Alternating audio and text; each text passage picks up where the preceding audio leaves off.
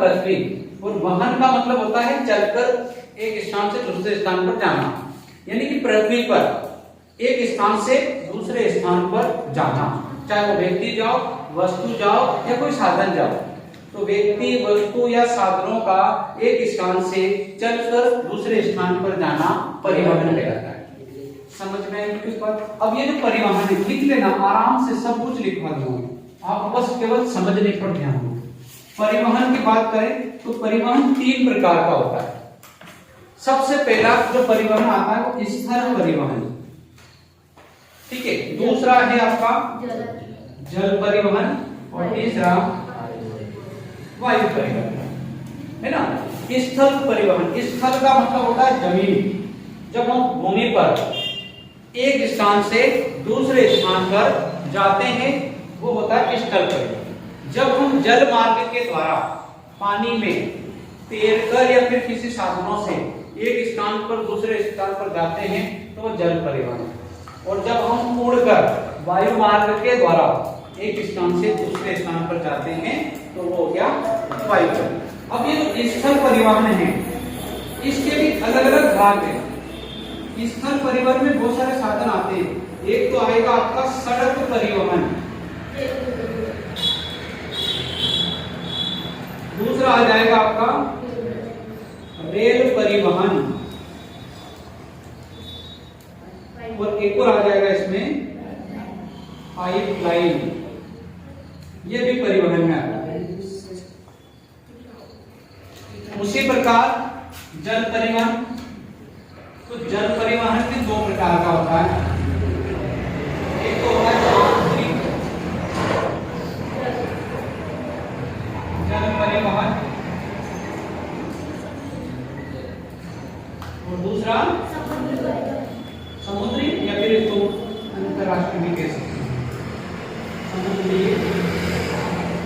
जल परिवहन। और वायु परिवहन में राष्ट्रीय और अंतरराष्ट्रीय, राष्ट्रीय और अंतरराष्ट्रीय। अब क्या होता है सड़क परिवहन? अगर हम लाइफलाइन की बात करें, जीवन रेखा, तो वो आएगा सड़क परिवहन।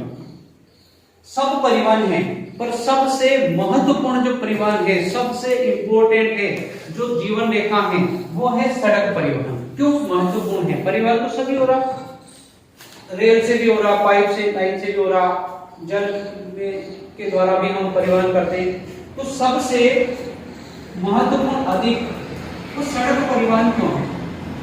तो सड़क परिवहन इसलिए महत्वपूर्ण है क्योंकि देखो ये जितने भी परिवहन हैं इसमें से कोई सा भी परिवहन आपके घर तक नहीं पहुंचता, घर तक नहीं जाता। सड़क परिवहन आपके घर के वहां तक छोड़ती, दरवाजे तक। समझ भाई? दूसरा कि ये जितने भी परिवहन हैं ये सब सड़कों पर निर्भर है,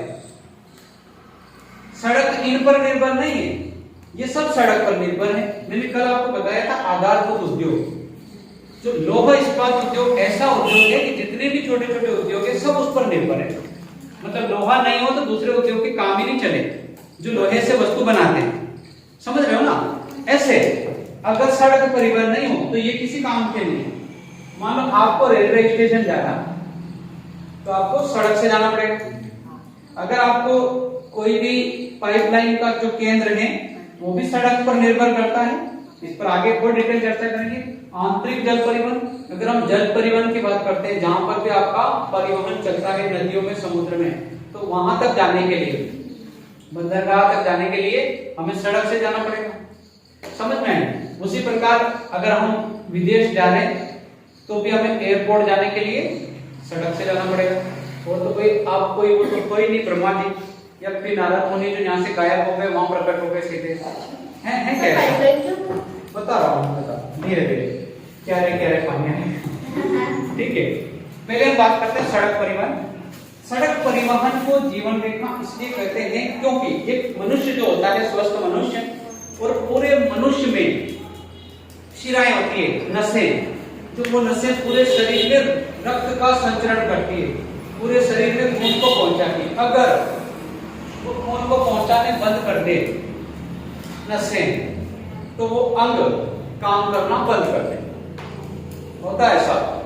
कभी कभी तुम बैठते हो ना, बैठते हो जमीन पर, आपकी गलती से एक नस दबी रह जाती है कुछ टाइम, फिर आप खड़े होते हैं तो आपका पैर ऐसा लगता है बहुत मोटा हो गया, सुन हो जाता है, होता है ना।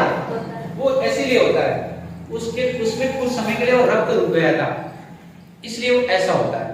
ठीक है, ऐसा लगता है बहुत मोटा हो गया ना, उठता भी नहीं है, वही कारण है। तो एक स्वस्थ रहने के लिए मनुष्य के शरीर में रक्त का लगातार पहुंचना बहुत जरूरी होता है। तो उसी प्रकार ये जो सड़कें हैं, अब देखो ये भारत का जो भूभाग है, अगर हम इस भूभाग की बात करें, भारत तो बहुत प्यारा है। अब अगर इस भारत का कोई सा भी हिस्सा ऐसा नहीं है जहां सड़कें नहीं है। अब पूरे भारत में अगर हम रेल परिवहन की बात करें तो कुछ ऐसे क्षेत्र हैं जहां रेल परिवहन नहीं है। अगर कोई पहाड़ है, ऊंचा नीचा धरातल है, वहां रेल परिवहन नहीं है। मेघालय ऐसा राज्य जहां पर रेलवे लाइन है भी नहीं, तो मतलब रेलवे सब जगह नहीं है, ये तो अपन जानते हैं। अभी अपने यहाँ से ये बड़ी रेलवे लाइन निकल रही है तो ठीक है, यहाँ है, आपको इधर जाना हो सर्वर कसना तो वहां रेलवे लाइन है क्या? नहीं है। मतलब पूरी जगह रेलवे लाइन नहीं है। अगर हम पाइपलाइन की बात करते हैं तो वो भी कहीं नहीं है। इस पर और डिटेल आगे से बता रहा हूं मैं। जल परिवहन की बात करेंगे, जल परिवहन यानी जल के अंदर, नदियों में या फिर हम समुद्र में, तो सब जगह जल परिवहन तो है। ऐसा तो नहीं कि यहाँ से नहर बना रखी अपने यहाँ सेंटर से आपके घर तक सीधे आप नहर में बैठो, नाव में तैरते तैरते घर पहुंच गए, ऐसा है क्या? नहीं है। उसके बाद समुद्री जल परिवहन, तो समुद्र तो ये इधर ही आएगा, समुद्र अंदर तो कोई समुद्र नहीं है, नहीं है ना। मतलब उसी प्रकार राष्ट्रीय चाहे अंतरराष्ट्रीय एयरपोर्ट की बात करते हैं, वो सब जगह नहीं है। जो बड़े बड़े शहर हैं, दिल्ली, मुंबई, कोलकाता, वहीं पर है, सब जगह तो नहीं है। आएगा समझ। तो जो महानगर है वहां पर ही होते हैं। जितने भी बड़े महानगर के, अगर आप दिल्ली की बात कर लो, मुंबई की बात कर लो, कोलकाता की बात कर लो, शिमला की बात कर लो, यहीं पर एयरपोर्ट है, बाकी सब जगह एयरपोर्ट नहीं है। तो हम बात करेंगे। अब देखो, सड़क तो आप किसी भी, ऐसा कोई राज्य नहीं है जहां सड़क नहीं है, ऐसा कोई शहर नहीं है जहां सड़क नहीं है। तो तमाम शहरों में, तमाम गांवों में, सभी जगह सड़क परिवहन है। तो भारत की जीवन रेखा इसलिए कहते हैं कि ये बहुत महत्वपूर्ण है, क्योंकि हमारे एक तो इससे सड़क परिवहन से हम जो हैं हमारे घर तक की यात्रा कर सकते हैं, घर तक की यात्रा इसमें कर सकते हैं, इसलिए इसको जीवन रेखा कहते हैं। दूसरा इसका कारण है कि सड़क परिवहन से हम जब चाहे यात्रा कर सकते हैं, जब चाहे अपना मूड हुआ, अपने गाड़ी निकाली और चल दिए, समझ में आया। रेल में जब चाहे यात्रा नहीं कर सकते, रेल तो आएगी वो, तब हम बैठेंगे और हो जाएगी। अपने पिताजी की तो है ही नहीं कि अपन गए और तुरंत आओ साहब आप ही के लिए खड़ी थी ट्रेन, ऐसा तो होता ही नहीं। उसके हिसाब से आती है, उसके हिसाब से पाइपलाइन।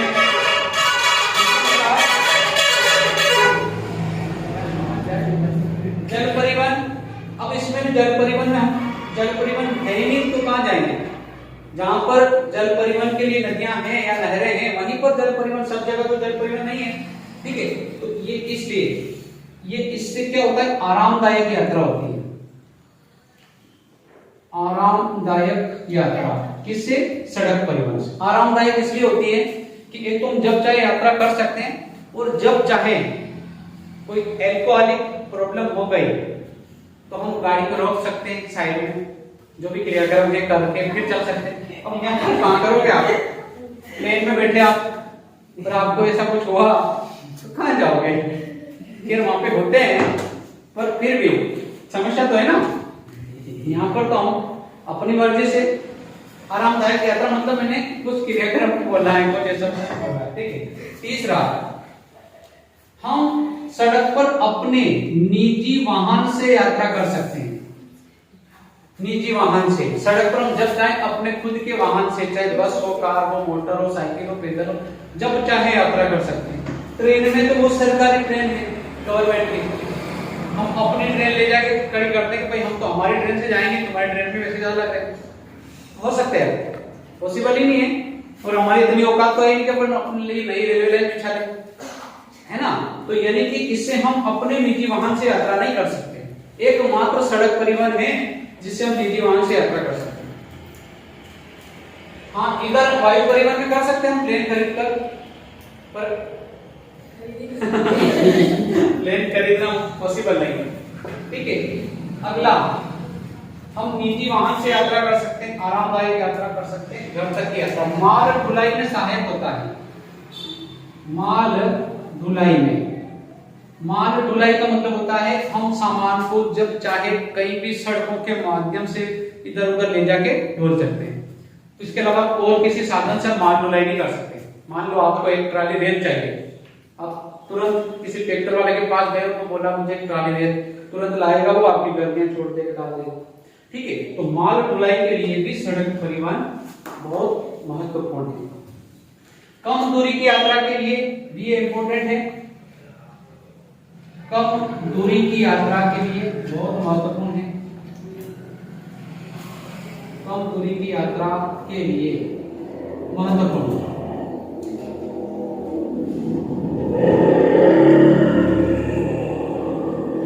ये इसके उपयोग है, क्या है सड़क परिवहन की। प्रश्न आपसे पूछा जाए कि सड़क परिवहन को देश की जीवन रेखा क्यों कहते हैं, तो हम लिखेंगे जिस प्रकार एक स्वस्थ मनुष्य के शरीर में उसको स्वस्थ रखने के लिए शिराएं होती हैं और पूरे रक्त का संचरण पूरे शरीर में करती है ताकि मनुष्य स्वस्थ रहे, उसी प्रकार सड़कें देश की जीवन रेखा कहलाती हैं क्योंकि ये पूरे देश में परिवहन का काम करती है, जिससे व्यक्ति हम अपनी इच्छा से आरामदायक यात्रा कर सकता है, घर तक यात्रा कर सकता, अपने निजी वाहन से यात्रा कर सकता, जब चाहे यात्रा कर सकता है और अन्य सुविधाएं इसकी महत्वपूर्ण है। दूसरी बात एक और, इन सड़कों में क्या हुआ था, जब अटल बिहारी जी जो प्रधानमंत्री बने थे, कब बने थे 1999 में, कब बने थे 1999 में अटल जी प्रधानमंत्री बने थे। इससे पहले बने थे पर वो रहे नहीं थे ज्यादा दिन, और 2004 तक रहे थे, 2004 तक। इस बीच इन्होंने एक योजना चलाई थी जिसका नाम था ग्रामीण प्रधानमंत्री सड़क योजना। वो सबसे बढ़िया योजना इनकी रही थी अटल जी की। और उस समय के बाद पूरे जो गांव हैं उन गांवों को शहरों से जोड़ा गया, शहरों को महानगरों से जोड़ा गया। एक इतनी बेहतरीन योजना थी प्रधानमंत्री ग्रामीण सड़क योजना। इसको गांव से गांव को जोड़ा, नगरों को शहर से जोड़ा, इस तरह से प्रत्येक जगह। इसके साथ ही इन्होंने क्या करा, देश के आर्थिक विकास के लिए, जैसे यहाँ दिल्ली वालों की नगरी दिल्ली है, यहाँ फिल्म सिटी मुंबई, यहाँ कोलकाता है और यहाँ चेन्नई है, समझ में, ये बड़े 4 महानगर हैं और ये पूरे भारत को कहीं ना कहीं एक तरह से जोड़ते हैं। तो यहाँ पर इन्होंने क्या करा, पूरे देश के विकास के लिए इन्होंने क्या करा था, 6 लाइन द्वारा, 2 लाइन 4 लाइन 6 लाइन, जानते हो ना 6 लाइन, जैसे एक रोड 2 लाइन, 2 लाइन में क्या होता है, मतलब एक वाहन इधर से आ सकता है, इधर से जा सकता है। 4 लाइन में क्या होता है, ऐसे 2 रोड होते हैं। 4 लाइन मतलब एक इधर से जा सकता, आ सकता है, इसमें इधर से जा सकता, आ सकता है, इसको 4 लाइन। 6 लाइन मतलब 3 वाहन इधर से जा सकते हैं, 3 उधर से आ सकते हैं। 8 लाइन 4 इधर से एक साथ जा सकते हैं, 4 उधर से।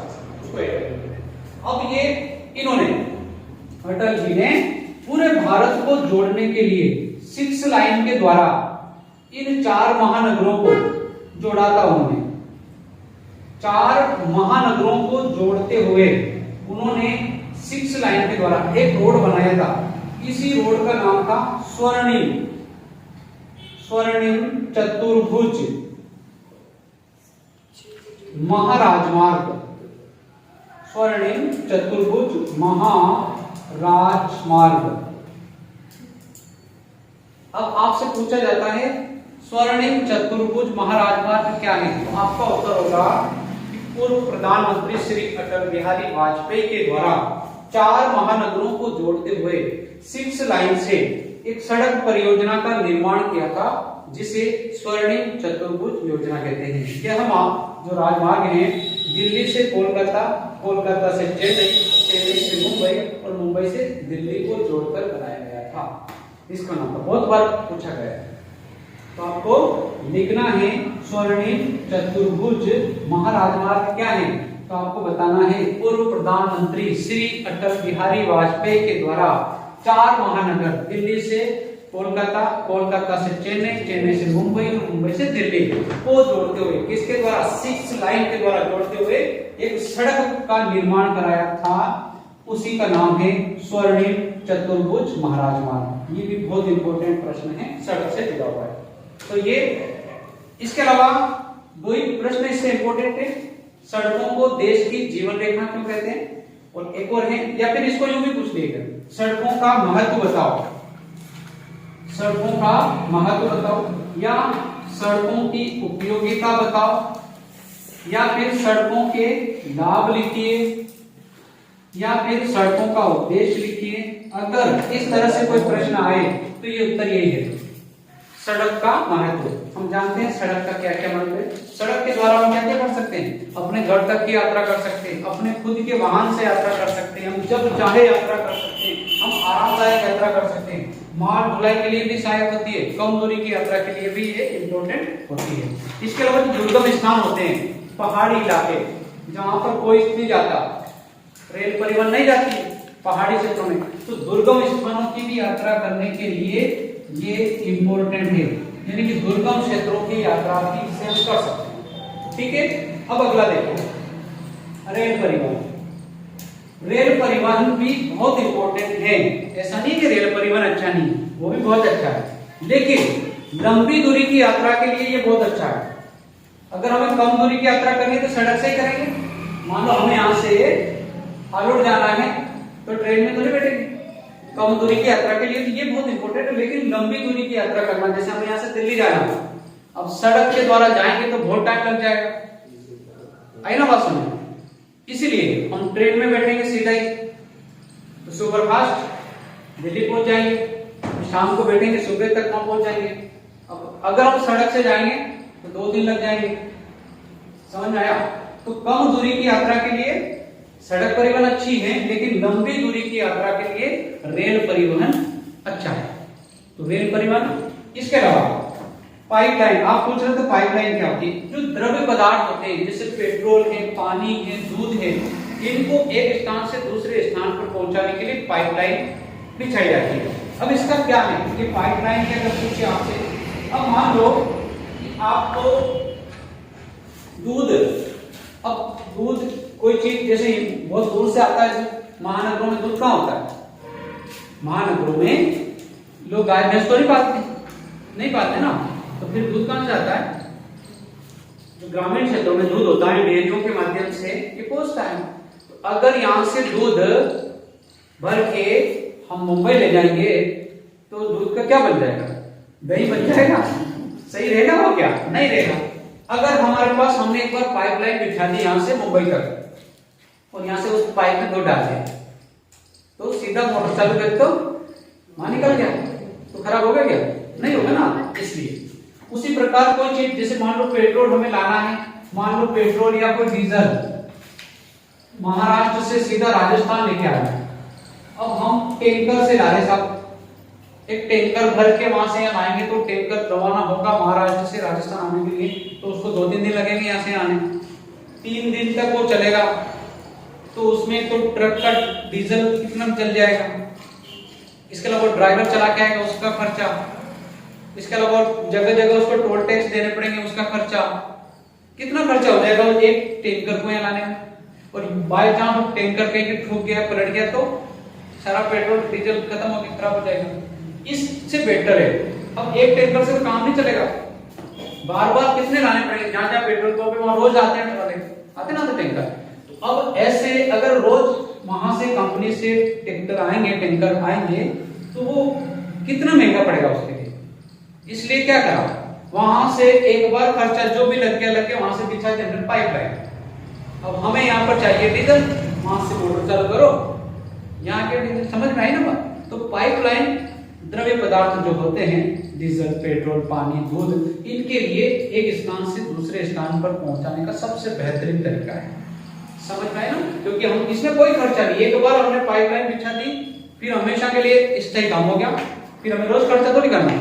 अब मान लो कि यहाँ से रोज अगर टैंकर आएंगे तो बहुत खर्चा हो जाएगा, है ना। तो इसलिए पाइपलाइन, अगर आपसे पूछे पाइपलाइन के लाभ लिखो तो हमें बताना है पाइपलाइन से वस्तुओं को सुविधाजनक सुरक्षित तरीके से एक स्थान से दूसरे स्थान पर पहुंचा सकते हैं।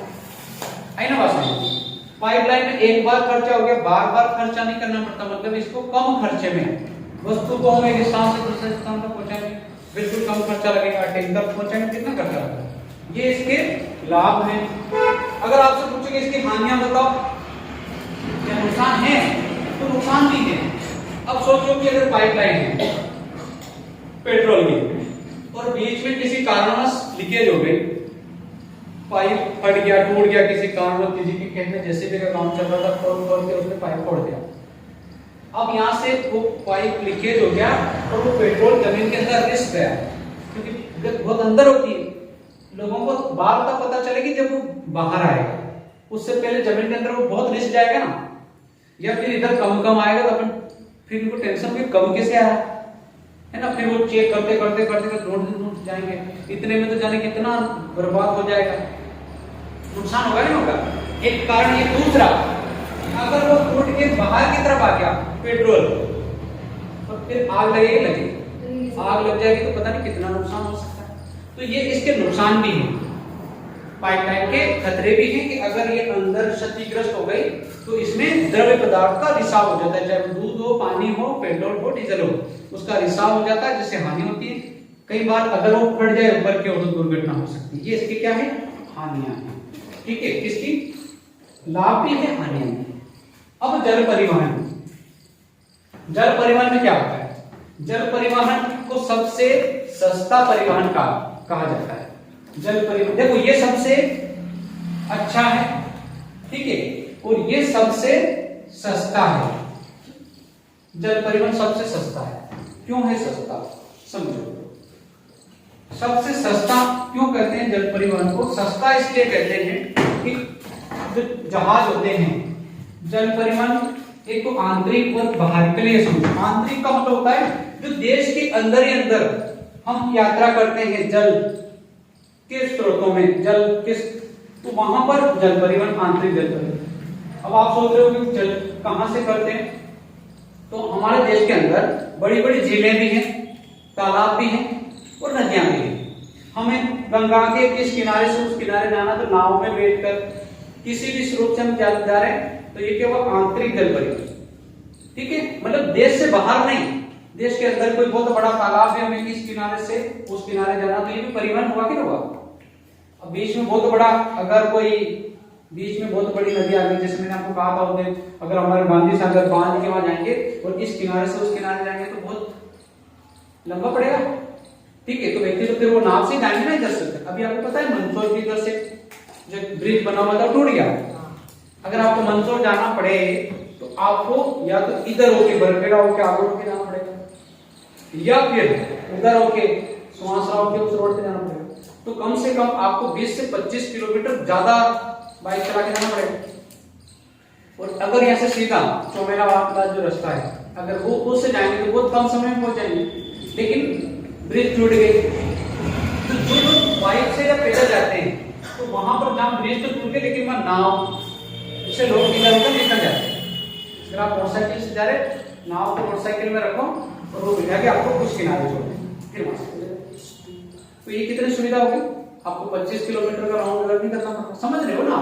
तो ये आंतरिक परिवहन, देश के अंदर नदियों में, तालाबों में, झीलों में या नहरों में हम परिवहन करते हैं तो वो आंतरिक जल परिवहन। बाहरी का मतलब होता है देश से बाहर। अब हमें इधर समुद्र है, उधर भी समुद्र है, अगर हमें समुद्र के मार्ग के माध्यम से इधर कहीं जाना है किसी दूसरे देश में, तो हम कहीं से जाएंगे, जहाज से, नाव से तो क्या जाएंगे, हैं? नाव से तो थक जाएंगे, नाव तो धीरे धीरे चलेंगे, तो हम जाएंगे जहाज से, ठीक है। तो अगर हमें बाहरी विदेशों से व्यापार करना है, सबसे ज्यादा हमारा विदेशों से व्यापार होता है, और व्यापार कैसे होगा, जहाज से। मान लो समुद्र में हमें जाना है तो हम जहाज से जाएंगे। जहाज से क्यों जाएंगे, ये भी सोचने वाली बात है ना। जहाज से क्यों जाएंगे भाई आपको अमेरिका से व्यापार करना है, कुछ चीजें लानी है, जैसे वहां से हमें 100 कार लेके आनी है, कारें हमारे पास तो है नहीं, दूसरे देश से लाते हैं अच्छी हाई जो कारें हैं वो, तो उसको काहे से लाएंगे, कार को काहे से लाएंगे, सड़क थोड़ी अमेरिका से भारत तक तो सड़क से चला के ले आएंगे, तो फिर काहे से लाएंगे, प्लेन से भी ला सकते हैं, क्योंकि प्लेन में हम कार रखते हैं, प्लेन उड़ेगा कैसे, तो हल्की चीजें लेके उड़ता है, ज्यादा भारी चीजें तो नहीं ले सकता है, तो उस समय हम जहाज में भर के लाते हैं उसको, समझ रहे हो, एक जहाज में बहुत सारी चीजें आ जाती है, जहाज बहुत बड़ा होता है, बहुत बड़ा होता है, हमारे पूरे दुनिया के लोग बैठाते हैं उसमें, तो भी खाली ले जाएगा, तो इसमें क्या करेंगे, वो भर के लाएंगे, क्या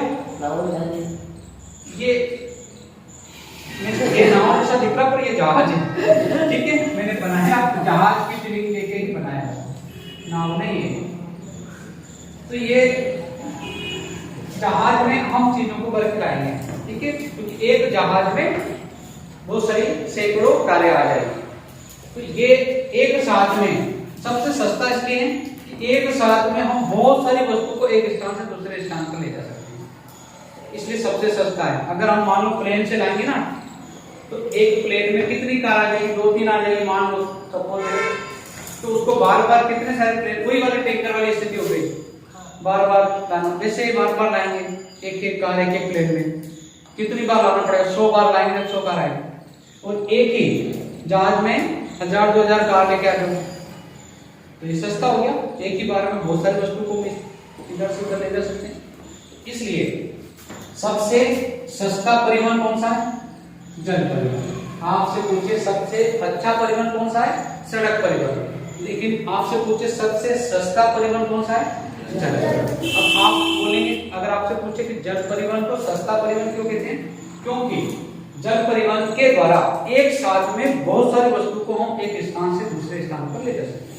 दूसरी बात कि अगर आपको सड़क परिवहन की यात्रा भी करनी है, तो सड़क परिवहन और यात्रा करने से पहले जब सड़कें बनी थी तो उसके लिए बहुत पैसा खर्च करना पड़ा था।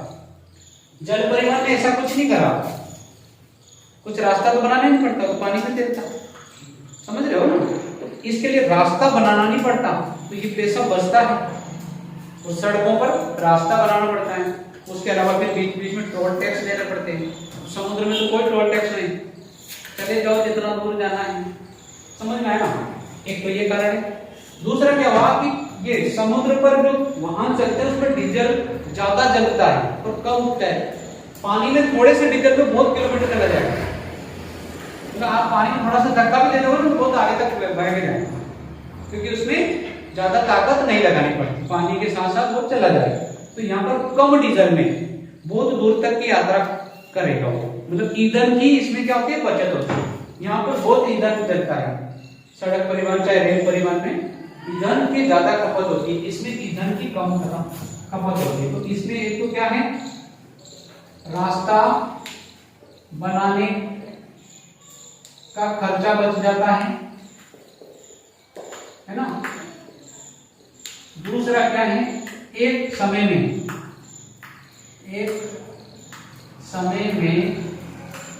बहुत सारी वस्तुओं को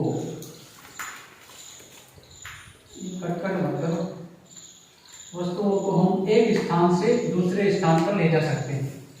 इसके अलावा इसमें किसी प्रकार का टोल टैक्स वगैरह नहीं लगता, ठीक है, रास्ता बनाना नहीं पड़ता, ईंधन की इसमें कम खर्च होता है, ईंधन की इसमें क्या होती है, बचत होती है, इसलिए इसको सबसे सस्ता परिवहन कहते हैं। एक समय में हम बहुत सारी वस्तुओं को एक स्थान से दूसरे स्थान पर ले जा सकते हैं, इसके अलावा इसमें रास्ता बनाने का खर्चा बच जाता है, और दूसरा ईंधन की इसमें बचत होती है, मतलब कम ईंधन में, कम डीजल में, कम पेट्रोल में दूर तक यात्रा कर सकते हैं, ठीक है। अब इसमें आता है राष्ट्रीय और अंतरराष्ट्रीय। समझ में आ गया, आंतरिक जल परिवहन देश के अंदर ही नदियों में, तालाबों, नहरों या झीलों में हम एक स्थान से दूसरे स्थान पर यात्रा करते हैं, परिवहन करते हैं, तो वो आंतरिक जल परिवहन कहलाता है। बाहरी जल परिवहन का मतलब होता है दो या दो से अधिक देशों के बीच में हम समुद्री मार्गों के द्वारा जब हम यात्रा करते हैं तो उसको हम समुद्री जल परिवहन या अंतरराष्ट्रीय जल परिवहन कहेंगे। राष्ट्रीय जल परिवहन में भी इसमें जो वायु परिवहन होता है ना, इसमें आंतरिक भी होता है और बाहरी भी होता है। तो राष्ट्रीय का मतलब एक राष्ट्र के अंदर, जैसे यहाँ पर एक हवाई अड्डा है दिल्ली में और एक हवाई अड्डा मुंबई में, तो हम दिल्ली से प्लेन में बैठ के मुंबई आए तो हमने यात्रा तो वायुमंडल से करी, वायु परिवहन से, लेकिन बाहर थोड़ी गए देश से बाहर। तो ये क्या होगा, आंतरिक या फिर राष्ट्रीय परिवहन, राष्ट्रीय वायु परिवहन। तो हम अपने देश के अंदर वायुयान से एक स्थान से दूसरे स्थान की यात्रा करते हैं तो उसको बोलते हैं राष्ट्रीय वायु परिवहन या फिर राष्ट्रीय वायुमंडल के द्वारा की गई यात्रा या वायु परिवहन के द्वारा की गई यात्रा। अंतर्राष्ट्रीय का मतलब होता है दूसरे देशों से हम यात्रा कर रहे हैं, तो दो या दो से अधिक राष्ट्रों के बीच में जब हम यात्रा करते हैं तो वो गई अंतर्राष्ट्रीय परिवहन हो गया। दो या दो से अधिक देशों के बीच में जब हम परिवहन करते हैं, मान लो कि हम भारत से अमेरिका गए, ट्रेन में बैठ के, प्लेन में बैठ के, तो वो क्या हो गया, वायु परिवहन। ठीक है, जल के माध्यम से, यदि जल के जहाज या नाव से किसी जल में से गए तो जल परिवहन, सड़क से गए सड़क परिवहन, और वायु से गए तो वायु परिवहन, सीधी सी बात है।